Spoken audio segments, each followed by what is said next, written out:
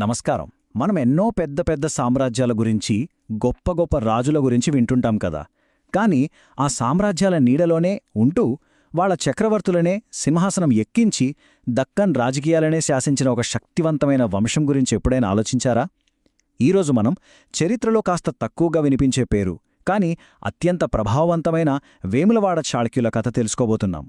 అంటే పెద్ద పెద్ద సామ్రాజ్యాల కథల్లో అసలు చక్రం తిప్పినవాళ్లు వేరేవాళ్లుంటారన్నమాట.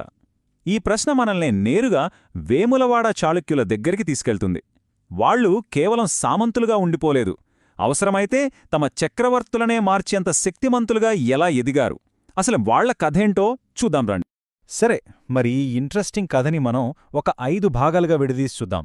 వాళ్ల రాజకీయ నేపథ్యం దగ్గర్నుంచి వాళ్ల సాహిత్య వారసత్వం వరకు స్టెప్ బై స్టెప్ వాళ్ల ప్రయాణాన్ని ఫాలో అవుదాం. మొదటగా దక్కన్ సామంతులు. అసలు వీళ్ళు ఎవరు? ఎక్కడ్నుంచొచ్చారు?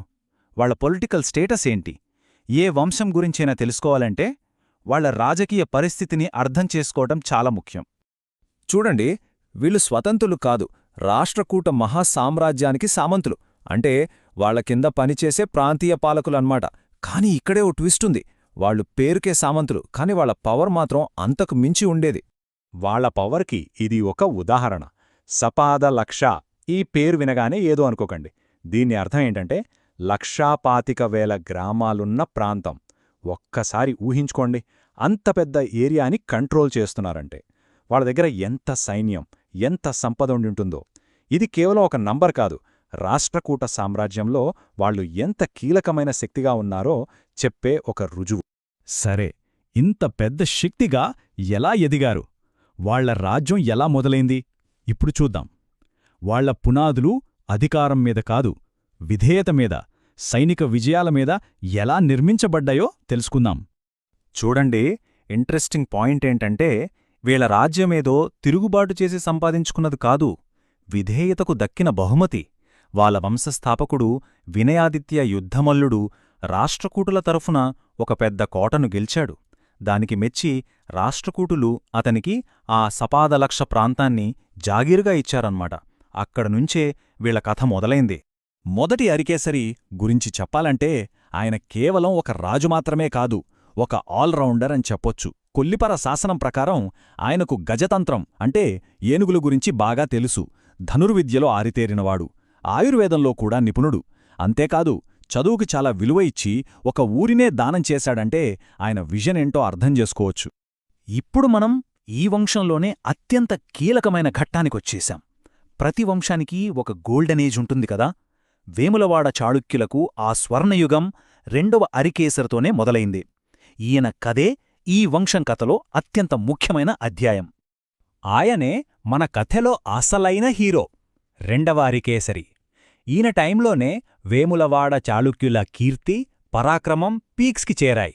ఎందుకంటే ఈయన కేవలం పాలకుడు కాదు, ఒక కింగ్ మేకర్. కింగ్ మేకర్ అంటే ఏంటి? చూడండి, తన పై అధికారి అయిన రాష్ట్రకూట రాజుకే ఎదురుతిరిగాడు. వారసత్వ గొడవలో తలదూర్చి రాజు 4వ గోవిందుణ్ణి ఓడించి తనకు కావలసిన వ్యక్తిని సింహాసనం మీద కూర్చోబెట్టాడు. ఇది మామూలు విషయం కాదు. ఒక సామంతుడు తన చక్రవర్తిని మార్చడమంటే వాళ్ల పవర్ ఏ రేంజ్లో ఉందో అర్థం చేసుకోండి. ఆ తర్వాత 2 రాష్ట్రకూట రాకుమార్తెలను పెళ్లి చేసుకుని తన పొజిషన్ని ఇంకా స్ట్రాంగ్ చేసుకున్నాడు. ఈయన పరాక్రమం యుద్ధభూమికే పరిమితం కాలేదు, కవిత్వంలో కూడా ఎక్కింది. వాళ్ల ఆస్థాన కవి పంపకవి తన విక్రమార్జున విజయం కావ్యంలో అరికేసరిని ఏకంగా మహాభారతంలో అర్జునుడితో పోల్చేశాడు. దానికి అరికేసరి కూడా పంపకవికి కవితాగుణానుడు అనే బిరుదిచ్చి ధర్మపురి అనే గ్రామాన్ని అగ్రహారంగా అంటే బహుమతిగా ఇచ్చాడు. దీనిబట్టి వాళ్ల మధ్య ఎంత మంచి అనుబంధం ఉందో చూడండి. యుద్ధాలు, రాజకీయాలు సరే, కానీ వేములవాడ చాళుక్యుల అసలైన వారసత్వమేంటంటే వాళ్లు సాహిత్యానికి చేసిన సేవ. ఎందుకంటే యుద్ధాలు కాలంతోపాటు మరుగున పడిపోవచ్చు, కాని సాహిత్యం ఎప్పటికీ నిలిచి ఉంటుంది. వాళ్ల వల్ల కన్నడ, జైన సాహిత్యం ఎంతగానో వికసించింది. ఇప్పుడు ఆ విషయాలు చూద్దాం. వీళ్ల ఆస్థానంలో 2 పెద్ద సాహిత్య దిగ్గజాలు ఉండేవారు. ఒకరు కన్నడ సాహిత్యంలో మాస్టర్ పంపకవి. ఈయన అరికేసరి ఆస్థానంలోనే విక్రమార్జున విజయం రాశారు. ఇక రెండవవారు సోమదేవసూరి. ఈయన ఒక గొప్ప జైన పండితుడు. సంస్కృతంలో అద్భుతమైన గ్రంథాలు రాశారు. ఒకరు కన్నడ సాహిత్యాన్ని కొత్త శిఖరాలకు తీసుకెళ్తే ఇంకొకరు జైన తత్వాన్ని ప్రపంచానికి అందించారు. ఈ పట్టిక చూస్తే మనకు క్లియర్గా అర్థమవుతుంది. పంపకవి విక్రమార్జున విజయం కన్నడ సాహిత్యంలో ఒక క్లాసిక్. ఇక సోమదేవ సూరి రాసిన యశస్తిలక చంపూ కావ్యం, నీతివాక్యామృతం లాంటివి జైన ఫిలాసఫీ, రాజనీతి శాస్త్రం మీద చాలా ముఖ్యమైన పుస్తకాలు. ఇవన్నీ ఆ కాలంలో వాళ్ల ప్రోత్సాహం వల్లే వచ్చాయంటే ఆశ్చర్యం లేదు. వాళ్లు కేవలం డబ్బులిచ్చి ఊరుకోలేదు. చూడండి, రెండవ బద్దెగుడు అనే రాజు తన గురువైన సోమదేవసూరి కోసం వేములవాడలో శుభదామ జినాలయం అనే ఒక జైన మఠాన్నే కట్టించాడు. అంటే వాళ్లు పండితులకి, వాళ్ల జ్ఞానానికి ఎంత విలువిచ్చారో కదా. సరే, ఎంత గొప్పగా వెలిగిన ఈ వంశం కథ ఎలా ముగిసింది, వాళ్ల ప్రాముఖ్యత ఏంటి, చివరిగా ఈ విషయాలు పరిశీలించి వాళ్లు మనకు వదిలివెళ్లిన వారసత్వాన్ని అర్థం చేసుకుందాం. ప్రతి కథకి ఒక ముగింపు ఉన్నట్టే వేములవాడ చాళుక్యుల కథ కూడా ముగిసింది. మూడవ అరికేసరి వాళ్ల చివరి రాజుగా మనకు తెలుసు. క్రీస్తుశకం 973 తర్వాత దక్కన్ రాజకీయాల్లో మార్పులు రావడంతో వీళ్లు నెమ్మదిగా కనుమరుగైపోయారు. వాళ్లు ఎవరికైతే సేవ చేశారో ఆ రాష్ట్రకూటుల పతనంతో పాటే వీళ్ల పతనం కూడా మొదలైంది. ఒకసారి క్విక్గా రీక్యాప్ చేసుకుందాం.